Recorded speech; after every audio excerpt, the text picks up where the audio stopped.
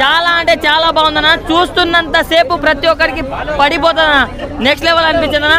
So supporting characters కూడా చాలా అంటే చాలా బాగా చేశారన్న. ఈ వీకెండ్లో ది బెస్ట్ మూవీ అని చెప్పుకోవచ్చు. నేను మా ఫ్యామిలీ తోటి వచ్చి చూసినా, మీరు మీ ఫ్యామిలీ తోటి వచ్చి చూసాము. అది స్టోరీ చాలా బాగుంది. అయితే సినిమా ఖచ్చితంగా చూడొచ్చు.